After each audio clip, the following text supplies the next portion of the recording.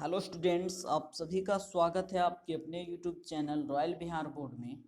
आज के इस वीडियो में गणित के एक काफ़ी ही महत्वपूर्ण चैप्टर बहुपद से संबंधित इसके काफ़ी ही महत्वपूर्ण 30 ऑब्जेक्टिव प्रश्न हम आपको बताएंगे। और ये जो 30 ऑब्जेक्टिव प्रश्न हैं ये आपके बोर्ड एग्जाम के व्यू से काफ़ी ही महत्वपूर्ण है, समझ गए। तो प्लीज़ आप लोग एक भी प्रश्न स्किप मत कीजिएगा और वीडियो को शुरू से लेकर अंत तक देखिएगा, समझ गए। और इस 30 ऑब्जेक्टिव प्रश्न में से जो भी प्रश्न आपको नहीं आता है या आप लोग इस क्वेश्चंस को कभी सॉल्व नहीं किए हो तो प्लीज़ आप लोग इसको बार बार रिवीजन करके इसको बार बार सॉल्व कीजिएगा, समझ गए, क्योंकि काफ़ी ही महत्वपूर्ण प्रश्न है। और मैं अभी आपको 30 क्वेश्चंस को सॉल्व करवा दूंगा, उसके बाद आप लोग घर पे रिवीजन कीजिएगा, समझ गए, क्योंकि ये 30 प्रश्न जो है काफ़ी ही महत्वपूर्ण है।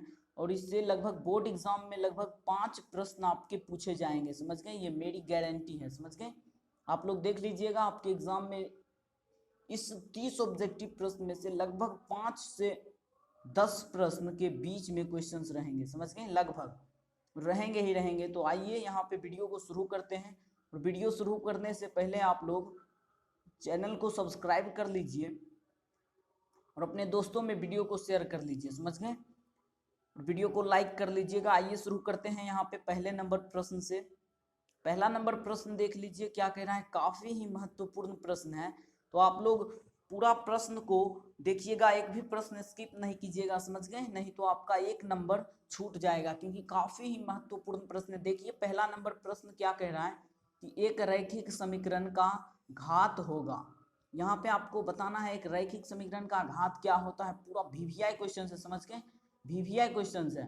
आप लोग सभी प्रश्न का बार बार रिवीजन कीजिएगा। देख लीजिए पहला नंबर प्रश्न है एक रैखिक समीकरण का घात क्या होता है। तो आपको यहाँ पे मैं बता दूं कि एक रैखिक समीकरण का घात एक होता है, समझ गए। रैखिक समीकरण उसको कहते हैं जिसका घात एक होता है। जैसे यहाँ पे मैं एक समीकरण आपको लिख के बताता हूँ। यहाँ पे एक समीकरण जैसे मैं लिख रहा हूँ अभी, देखिए आप लोग। जैसे मान लीजिए एक समीकरण है x square plus 5x plus 10। मान लीजिए ये एक समीकरण है। तो इस समीकरण में घात कितना है, देख लीजिए यहाँ पे घात जो है x के ऊपर जो घात रहता है उसको, शुरू में जो अंक रहता है x उसके ऊपर आपको घात देखना है। देख लीजिए यहाँ पे घात 2 है, तो 2 घात है, तो इसका मतलब ये द्विघात बहुपद है, समझ गए। और यहाँ पे रैखिक समीकरण का मतलब क्या होता है कि ये 2 घात ना हो, घात एक हो किसी भी समीकरण का। जैसे x प्लस 5x प्लस 10, इसका घात कितना है। अब x का घात देख लीजिए, x का घात कुछ नहीं है, तो इसका मतलब यहाँ पे एक है, x का घात एक। तो ये समीकरण कैसा समीकरण है, ये एक समीकरण जो है ये रैखिक समीकरण है, समझ गए। उम्मीद करता हूँ आप लोगों को समझ में आ गया होगा रैखिक समीकरण किसको कहते हैं, तो जिसका घात एक होता है, समझ गए। ये क्वेश्चन हर बार एग्जाम में पूछे जाते हैं। तो प्लीज आप लोग इस प्रश्न को समझ के रिविजन कीजिएगा घर में। उसके बाद कई सारे इससे भी महत्वपूर्ण महत्वपूर्ण प्रश्न है, अभी मैं आपको सॉल्व करवाता हूँ। तो इसका right answer option number C हो जाएगा, समझ गए। देखिए नेक्स्ट प्रश्न क्या कह रहा है। नेक्स्ट प्रश्न है, नेक्स्ट प्रश्न क्या कह रहा है कि निम्नांकित में कौन बहुपद नहीं है। ये भी काफी महत्वपूर्ण प्रश्न है। ऑप्शन नंबर ए है -7, बी है y² प्लस √2, सी नंबर ऑप्शन है 3√x प्लस 2x प्लस 7 और डी नंबर ऑप्शन है 4x² - 3x प्लस 7। तो आपको यहाँ पे बताना है इन सभी में से कौन बहुपद नहीं है। तो बहुपद पहचानने का एक गजब ट्रिक लेकर आया हूँ। तो आप लोग ट्रिक को देखने से पहले वीडियो को लाइक कर लीजिए, अपने दोस्तों में फटाफट से वीडियो को शेयर कर लीजिए, समझ गए, क्योंकि काफ़ी ही महत्वपूर्ण प्रश्न है सभी। और मैं आपको इस क्लास में जानदार और शानदार ट्रिक देने वाला हूँ, समझ गए। देख लीजिए यहाँ पे क्वेश्चन क्या कह रहा है कि निम्नलिखित में कौन बहुपद नहीं है। तो यहाँ पे बहुपद पहचानने का आप लोग ट्रिक जानना चाहते हो तो देखिए मैं आपको बताता हूँ। देखिए जैसे मैं यहाँ पे एक समीकरण लिखता हूँ, जैसे ऑप्शन नंबर सी का समीकरण मैं लिख रहा हूँ 3√x प्लस 2x प्लस 7। जैसे ये है काफ़ी ही महत्वपूर्ण आज का क्लास होगा, तो आप लोग क्लास को ज़्यादा से ज़्यादा शेयर कीजिए ताकि आपके दोस्त भी वीडियो को देख पाए, समझ गए, और इस वीडियो का लाभ आपके दोस्त को भी मिले, समझ गए। तो प्लीज़ आप लोग वीडियो को शेयर कीजिए और अपने दोस्तों में शेयर कीजिए और वीडियो को लाइक कर लीजिए, समझ गए। देख लीजिए यहाँ पे एक समीकरण मैं लिखा हूँ 3√x प्लस 2x प्लस 7। तो यहाँ पे आपको ट्रिक में क्या बताऊंगा बहुपद का ट्रिक बताऊंगा। तो देख लीजिए यहाँ पे जैसे 3√x है प्लस 2x प्लस 7, तो बहुपद आप लोग कैसे पहचानिएगा, बहुपद कैसे पहचानिएगा कि देखिए यहाँ पे बहुपद आप लोग कैसे पहचानिएगा, जब पावर में आपको जैसे 3√x है, सॉरी इसको हटाता हूँ, देख लीजिए जैसे बी नंबर ऑप्शन को देखिए, y² है, y² प्लस √2, y² प्लस √2 है, तो यहाँ पे देख लीजिए ये पावर जो है ये पावर 2 है और अंडर√2 है, y² प्लस अंडर√2 ये एक बहुपद है। अब आप लोग कहिएगा कि ये बहुपद कैसे है, तो मैं आपको बता दूं, बहुपद उसको कहेंगे, बहुपद उस समीकरण को कहेंगे, जैसे ये एक समीकरण है, बहुपद उस समीकरण को कहेंगे जिसके पावर में ना ही माइनस हो, पावर जैसे जैसे देख लीजिए y² है, ये एक प्राकृतिक संख्या पावर है। जब भी किसी समीकरण का पावर प्राकृतिक संख्या हो, प्राकृतिक संख्या किसको कहते हैं, तो गिनती की संख्या को प्राकृतिक संख्या कहते हैं, समझ गए। जब भी किसी इक्वेशन में जो पावर रहता है x या y पे, ये पावर हमेशा प्राकृतिक संख्या होना चाहिए और इसके पावर में जो है कोई भी आधा अंक नहीं होना चाहिए, जैसे 0 पॉइंट कुछ करके इसका पावर नहीं होना चाहिए, समझ गए। तो वैसा इक्वेशन को हम लोग बहुपद कहेंगे। और बट्टा में भी कुछ नहीं होना चाहिए, जैसे बट्टा में कुछ हो, यदि वो ऊपर जाए तो वो माइनस में नहीं होना चाहिए, समझ गए आप लोग। देख लीजिए यहाँ पे बहुपद इन सभी में से कौन नहीं है, तो ऑप्शन नंबर ए इसका राइट हो जाएगा, -7, समझ गए। क्योंकि ये माइनस में है, ये बहुपद नहीं है, ये तीनों जो है ये तीनों बहुपद है, समझ गए। ये तीनों क्या है, ये तीनों बहुपद है। क्यों है, क्योंकि इसके पावर में ना ही कोई बटा वाला अंक है, एकदम प्राकृतिक संख्या है पावर में, y², इसका भी 3√x का पावर 1 और इसका भी पावर 2, और ये जो है ये माइनस में है, तो इसका right answer option number A हो जाएगा। बहुपद कौन नहीं है, -7 नहीं है। अगले प्रश्न की बात करते हैं, तो अगला प्रश्न देख लीजिए क्या कह रहा है, काफी ही महत्वपूर्ण प्रश्न है। ये प्रश्न क्या कह रहा है कि त्रिघात बहुपद का सबसे व्यापक रूप है। आपको यहाँ पे बताना है कि त्रिघात बहुपद का सबसे व्यापक रूप कौन है। ऑप्शन नंबर ए है x² plus bx plus c, B है x4 plus bx³ plus c है x³ plus bx² plus cx plus d, और d है x² plus bx² plus c। तो आपको यहाँ पे बताना है कि त्रिघात बहुपद का सबसे व्यापक रूप क्या है। काफी ही महत्वपूर्ण प्रश्न है, तो ऑप्शन नंबर सी इसका राइट आंसर हो जाएगा, ax³ plus bx² plus cx plus d, समझ गए। क्या हो जाएगा इसका आंसर, ऑप्शन नंबर सी इसका राइट आंसर हो जाएगा, समझ गए।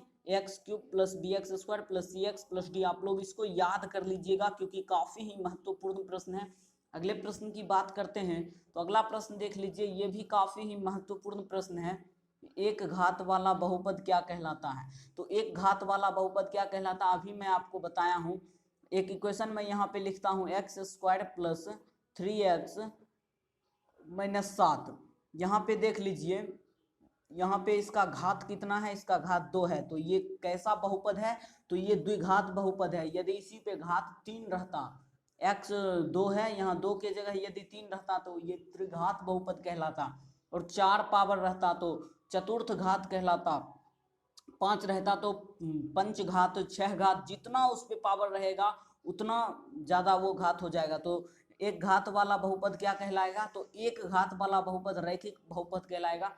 आपको हाई लेवल का क्वेश्चन इससे नहीं पूछेगा, इससे बस इतना पूछेगा कि किसी समीकरण का घात 1 होता है तो उसको कौन सा समीकरण कहते हैं, तो उसको रैखिक समीकरण कहते हैं या रैखिक बहुपद, जो भी वहां पे इसका आंसर सी ऑप्शन हो जाएगा, रैखिक बहुपद, option number C is the right answer. अगले प्रश्न की बात करते हैं, तो अगला प्रश्न देख लीजिए क्या कह रहा है। फिर से वही प्रश्न, आपको प्रश्न घुमा के दे सकता है। इसी प्रश्न को देख लीजिए कितने तरीके से आपको दे सकता है, वो मैं यहाँ पे बताया हूँ, और काफी ही महत्वपूर्ण प्रश्न है। आप लोग वीडियो को फटाफट से शेयर कीजिए। देख लीजिए क्या कह रहा है, घात 1 वाले बहुपद कहलाते हैं। ऑप्शन नंबर ए है द्विघात, सी है रैखिक, बी है त्रिघात और डी है बहुपद। तो आपको यहाँ पे बताना है कि घात 1 वाले बहुपद क्या कहलाते हैं, तो यहाँ पे रैखिक बहुपद कहलाते हैं। जिसका भी घात 1 होगा वो रैखिक बहुपद कहलाएगा, ऑप्शन नंबर सी इसका राइट आंसर हो जाएगा।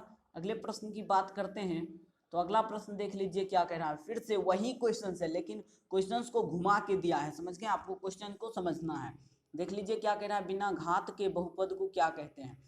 तो बिना घात के बहुपद को क्या कहते हैं, देख लीजिए जैसे यहाँ पे x प्लस 3x माइनस 16। यहाँ पे देख लीजिए ये भी एक समीकरण है, लेकिन ये कैसा समीकरण है, ये कैसा समीकरण है, तो ये एक रैखिक समीकरण है। क्यों? क्योंकि इसका घात 1 है, इसलिए ये रैखिक समीकरण है, समझ गए। तो बिना घात के बहुपद को यहाँ पे देख लीजिए, x पर कितना घात है आपको पता नहीं चल रहा है, लेकिन जब कोई घात ना हो तो वहाँ पे क्या होता है, 1 होता है। तो बिना घात के, यहाँ पे घात नहीं है, आपको घात पता नहीं चल रहा है, तो बिना घात के बहुपद को क्या कहते हैं, तो रैखिक बहुपद कहते हैं। ऑप्शन नंबर ए इसका राइट आंसर हो जाएगा। अगले प्रश्न की बात करते हैं। तो अगला प्रश्न देख लीजिए क्या कह रहा है कि निम्नलिखित में कौन बहुपद नहीं है। तो कौन बहुपद नहीं है यहाँ पे आपको बताना है। तो मैं आपको एक ट्रिक बताया हूँ बहुपद पहचानने का। कौन सा ट्रिक बताया हूँ, आप लोग जल्दी से यहाँ पे इसका आंसर बताइए, जल्दी से बताइए। देख लीजिए यहाँ पे बहुपद कौन नहीं है, तो ऑप्शन नंबर सी इसका राइट आंसर हो जाएगा। अब कई सारे बच्चे कहेंगे कि सर इसका option number C right answer क्यों होगा।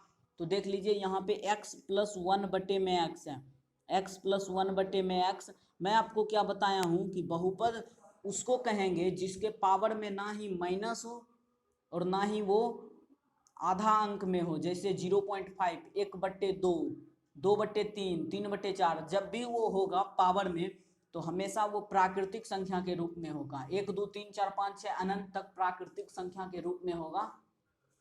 वो आधा अंक टूटा हुआ अंक नहीं होगा, जैसे 1/2, 2/3, 3/4, इस प्रकार से कभी भी घात नहीं होगा। जैसे देख लीजिए यहाँ पे भी घात 2 है, यहाँ पे भी घात 3 है, यहाँ पे भी 2 है, टूटा हुआ अंक नहीं है। लेकिन यहाँ पे ऑप्शन नंबर सी बहुपद नहीं है। क्यों नहीं है, तो देख लीजिए मैं यहाँ पे आपको बताता हूँ क्यों नहीं है। x+1/x है, x को यदि ऊपर ले जाएंगे, x को यदि ऊपर ले जाएंगे तो देख लीजिए यहाँ पे ये x के पावर 1 है। अभी देख लीजिए x+1/x है, x का पावर में कुछ नहीं है तो x का पावर 1 होता है, जब कुछ पावर नहीं है तो 1 पावर है। तो यहाँ पे देख लीजिए ये x का पावर 1 ऊपर जाएगा तो x+1/x का पावर 1 ऊपर जाएगा तो x का पावर -1 हो जाएगा। और मैं आपको बताया हूँ कि -1 पावर में यदि होगा तो वो बहुपद नहीं होगा। तो यहाँ पे ऑप्शन नंबर सी इसका राइट आंसर हो जाएगा। उम्मीद करता हूँ आप लोग समझ गए होंगे। यदि नहीं समझे तो वीडियो को बैक कर लीजिए, और पूरा समझ में ही नहीं आया तो आप लोग जो है कमेंट करके बताइएगा, मैं फिर से आपको समझाने की कोशिश करूँगा। नहीं तो आप वीडियो को बैक करके भी समझ सकते हैं, समझ गए। और इसका पीडीएफ आप लोगों को यदि चाहिए तो पीडीएफ आप लोगों को रॉयल बिहार बोर्ड का टेलीग्राम ज्वाइन करने के बाद आपको बिल्कुल फ्री में मिल जाएगा, समझ गए। वहीं पे आपको बिल्कुल फ्री में वहाँ पे पीडीएफ मिल जाएगा और आप लोग पीडीएफ लेकर भी पढ़ाई कर सकते हैं, समझ गए, बिल्कुल आसान तरीके से। देख लीजिए यहाँ पे ये प्रश्न क्या कह रहा है। प्रश्न है कि द्विघात बहुपद का सबसे व्यापक रूप है। आपको बताना है द्विघात बहुपद का सबसे व्यापक रूप क्या होता है। तो ax² + bx + c होता है। आप लोगों को पता होना चाहिए। यहाँ पे आप लोगों को चैप्टर में भी है द्विघात बहुपद, उससे भी रिलेटेड हम क्वेश्चंस वहाँ पे करवा चुके हैं, चैनल पर अवेलेबल है, आप लोग वहाँ से जाके देख सकते हैं। तो यहाँ पे इसका राइट आंसर बी ऑप्शन हो जाएगा, ax² + bx + c। समझ गए, द्विघात बहुपद का सबसे व्यापक रूप है। बात करते हैं अगले प्रश्न की। तो अगला प्रश्न देख लीजिए क्या कह रहा है कि रैखिक बहुपद का घात होता है। तो रैखिक बहुपद का घात कितना होता है, तो रैखिक बहुपद का घात 1 होता है, समझ गए। ऑप्शन नंबर ये इसका राइट आंसर हो जाएगा। अगले प्रश्न की बात करते हैं। तो अगला प्रश्न देख लीजिए क्या कह रहा है, यदि px = 2x - 3 हो तो px का शून्य क्या होगा। देखिए काफी ही आसान प्रश्न है और ये सारे प्रश्न आपके एग्जाम में पूछे जाएंगे, काफी ही महत्वपूर्ण और आसान प्रश्न है। देख लीजिए क्या कह रहा है, p × x px = 2x - 3 है। तो इसका शून्य का आप लोगों को बताना है। तो देख लीजिए काफी ही आसान प्रश्न है। 2x - 3 है तो 2x - 3 = 0 है। तो 2x = क्या हो जाएगा, ये माइनस में है, इधर बराबर के उस साइड जाएगा तो +3 हो जाएगा। यहाँ से क्या हो जाएगा 2x = 3 और x बराबर क्या हो जाएगा, ये 2 इधर गुना में है और 3 वहाँ है, x बराबर क्या हो जाएगा 3, ये 2 गुना में है, बटा में आ जाएगा 3/2। तो यहाँ पे ऑप्शन नंबर सी इसका राइट आंसर हो जाएगा। क्या हो जाएगा, option number C right answer 3/2, समझ गए। अगले प्रश्न की बात करते हैं। तो अगला प्रश्न देख लीजिए क्या कह रहा है, काफी ही महत्वपूर्ण वीवीआई क्वेश्चन है। वीवीआई क्वेश्चन है, एक त्रिघात बहुपद के शून्यकों की अधिकतम संख्या क्या होगी। एक त्रिघात बहुपद है, माने कि किसी भी इक्वेशन में घात 3 है, समझ गए। एक त्रिघात बहुपद है, उसके शून्यकों की अधिकतम संख्या क्या होगी। तो यहाँ पे मैं आपको बता दूं कि जितना घात वाला बहुपद रहता है उसका शून्यक भी उतना होता है, मतलब उसको सॉल्व करने पे उसका x का वैल्यू जो आता है उसका आंसर वो हमेशा उतना होगा जितना उसका घात है। जैसे रैखिक बहुपद जिसका घात 1 होता है उसका शून्यक 1, द्विघात बहुपद जिसका घात 2 होता है उसका आंसर भी 2 गो x का वैल्यू आता है, समझ गए। और जिसका घात 3 होगा त्रिघात बहुपद तो उसका आंसर भी 3 आएगा, माने कि उसका शून्यक भी 3 ठो होगा। तो यहाँ पे इसका राइट आंसर क्या हो जाएगा, ऑप्शन नंबर सी 3, समझ गए। मैं आपको बिल्कुल आसानी तरीके से आपके खुद के भाषा में मैं आपको बोल बोल कर समझाता हूँ, तो आप लोग प्लीज क्वेश्चंस को समझने की कोशिश कीजिए। और ये सारे प्रश्न एग्जाम में आते हैं और बच्चे कंफ्यूज हो जाते हैं, तो प्लीज आप लोग सभी प्रश्न का रिवीजन कर लीजिएगा। एक द्विघात त्रिघात बहुपद के शून्यकों की संख्या कितनी, 3। आपको यदि एक चतुर्थ बहुपद के शून्यकों की संख्या कितनी होती है, तो 4 होती है। पंच बहुपद के तो 5 होती है। जितना आपको बहुपद बोले उतना उसका शून्यक होता है, समझ गए।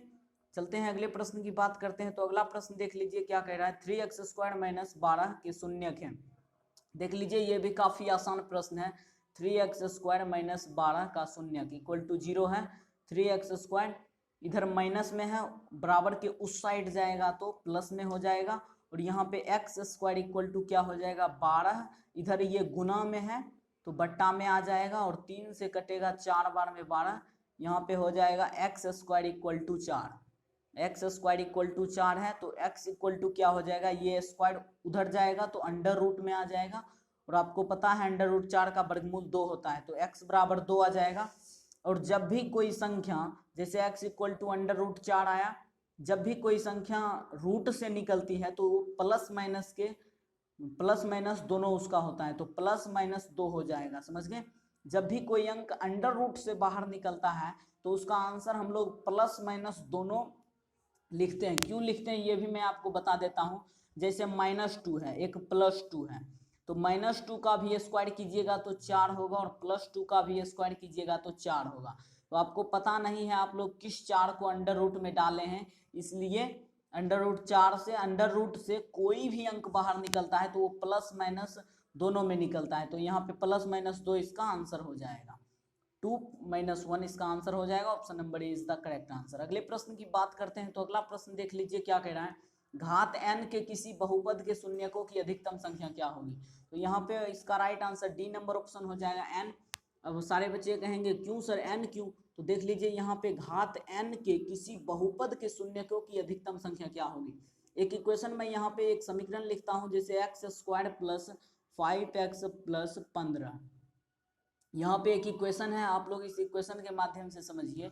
घात n है, घात n का मतलब क्या, 1 2 3 4 5 6 7 8 अनंत कुछ भी, घात कुछ भी रहे, समझ गए। प्राकृतिक संख्या में घात कुछ भी। तो यहाँ पे देख लीजिए घात 2 है तो इसका शून्यक कितना होगा, इसका शून्यक भी 2 होगा। और ये देखिए यहाँ पे x³ + 5x + 20, इसका घात 3 है तो इसका शून्यक कितना होगा, इसका भी शून्यक 3 होगा। देख लीजिए यहाँ पे x⁴ + 4x + 50, इसका घात 4 है तो इसका शून्यक भी कितना होगा, 4 होगा। इस तरीके से यदि किसी बहुपद का घात n है, तो मान लीजिए यहाँ पे कुछ भी लिख देता हूँ, किसी बहुपद का घात n है तो उसका शून्यक कितना होगा, उसका शून्यक भी n होगा। इसलिए वहां पे ऑप्शन नंबर डी इसका राइट आंसर हो जाएगा। D number option is the correct answer. अगले प्रश्न की बात करते हैं। तो अगला प्रश्न देख लीजिए क्या कह रहा है, एक रैखिक बहुपद के शून्यकों की संख्या क्या होगी। रैखिक बहुपद के शून्यकों की संख्या कितनी होती है, तो 1 होती है। ऑप्शन नंबर ए इसका राइट आंसर हो जाएगा। अगले प्रश्न की बात करते हैं। तो अगला प्रश्न देख लीजिए क्या कह रहा है, x² - 5 के शून्यक हैं।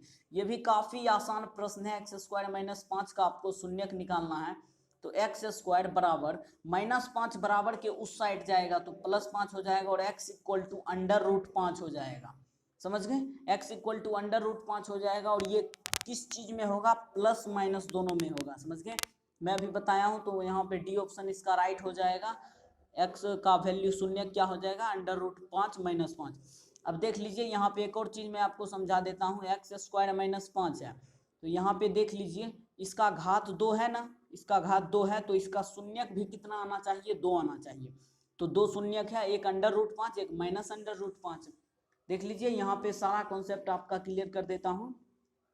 तो जिसका घात जितना होता है उतना उसका शून्यक भी होता है। जैसे इसका घात यहाँ पे 2 है तो इसका शून्यक भी 2 है, और X square minus equal to 5, X equal to √5 हो जाएगा, प्लस माइनस दोनों में।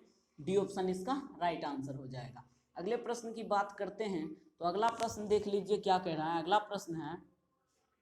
अगला प्रश्न है कि बहुपद 3p³ minus 5p² minus 11p-3 के शून्यकों का गुणनफल क्या होगा। शून्यकों का गुणनफल का एक फॉर्मूला होता है अल्फा इंटू बीटा। ये बीच में ये बिंदा का मतलब गुना है। अल्फा इंटू बीटा बराबर क्या होता है, d/a। चूंकि यहाँ पे त्रिघात बहुपद है इसलिए यहाँ पे इसका फॉर्मूला ये हो जाएगा। एक और फॉर्मूला होता है अल्फा इंटू बीटा बराबर c/a। आप लोग कंफ्यूज नहीं। और ये किस चीज के लिए होता है, जब द्विघात समीकरण में आपको शून्यकों का गुणनफल पूछे तब। यहाँ पे त्रिघात समीकरण है 3p³। जब आपको द्विघात समीकरण दिया रहे और शून्यकों का गुणनफल पूछे तो यहाँ पे कौन सा फॉर्मूला लगता है, तो यहाँ पे ये फॉर्मूला लगेगा, समझ गए। और चूंकि यहाँ पे त्रिघात बहुपद है तो इसका यहाँ पे कौन फॉर्मूला लगेगा, अल्फा इंटू बीटा बराबर अल्फा गुने बीटा बराबर d/a। डी का वैल्यू देख लीजिए, इसको ए कहते हैं, इसको बी, इसको सी और इसको डी। देख लीजिए मैं आपको यहाँ पे बताता हूँ, इसको ए कहेंगे, इसको बी, इसको सी और इसको डी। ए का मान हो जाएगा 3, बी का मान हो जाएगा -5, सी का मान हो जाएगा -11 और डी का मान कितना हो जाएगा -3। आपका यहाँ पे फॉर्मूला क्या होता है, अल्फा इंटू बीटा बराबर d/a। तो डी का मान कितना है देख लीजिए, डी का मान -3 है बटे ए का मान कितना है, ए का मान 3 है। 3 को -3 से काटिएगा तो एक बार में जाएगा और यहाँ से माइनस यहाँ आ जाएगा -1 और -1 यहाँ पे इसका राइट आंसर हो जाएगा। Option number C is the correct answer. समझ गए आप लोग। यदि समझ गए तो वीडियो को लाइक कर लीजिए और अपने दोस्तों में शेयर कीजिए। समझ गए। अगले प्रश्न की बात करते हैं, तो अगला प्रश्न देख लीजिए, फिर से उसी टाइप का क्वेश्चन है। अगला प्रश्न क्या कह रहा है कि बहुपद m³ - 3m² - m+3 के शून्यकों का योग क्या होगा। फिर शून्यकों का योग पूछ लिया है और त्रिघात बहुपद है तो शून्यकों का योग क्या होता है, alpha plus beta plus gamma बराबर -b/a। तो यहाँ पे ए की वैल्यू कितनी है, ए की वैल्यू ए है, बी की वैल्यू -3 है, सी की वैल्यू कितनी है -1 और डी की वैल्यू कितनी है +3। तो alpha plus beta plus gamma बराबर क्या होता है -b/a। तो देख लीजिए b का वैल्यू है -3 और फॉर्मूला क्या होता है -b/a। -3 बटा ए का वैल्यू कितना है 1, यहाँ से माइनस माइनस प्लस हो जाएगा और 1 को 3 बार में काटिएगा तो +3 इसका आंसर हो जाएगा। सी ऑप्शन इसका करेक्ट आंसर। समझ गए। नहीं समझे हैं तो फिर से एक बार मैं बता देता हूँ, देख लीजिए। यहाँ पे m³ है तो m³ का मतलब यहाँ पे कुछ नहीं है तो 1 है, 1 का क्यूब, तो 1 का क्यूब तो 1 ही होता है, तो यहाँ पे a का वैल्यू 1 हो जाएगा और b का वैल्यू यहाँ से -3 हो जाएगा और c का वैल्यू देख लीजिए क्या हो जाएगा। मैं फिर से आपको बताता हूँ, -1 हो जाएगा और d का वैल्यू कितना हो जाएगा, यहाँ से 3 हो जाएगा। और फॉर्मूला क्या होता है, alpha plus beta plus gamma equal to -b/a, शून्यकों का योग का। समझ गए। चूंकि त्रिघात बहुपद है तो -b/a होता है, तो b का वैल्यू -3 यहाँ पे पहले से है और फॉर्मूला होता है -b/a। तो माइनस पहले से b में है और b की वैल्यू कितनी है -3, तो -3 बटे में a की वैल्यू कितनी है 1 और यहाँ पे आपको पता होगा माइनस माइनस प्लस हो जाता है, तो +3 बटे में 1।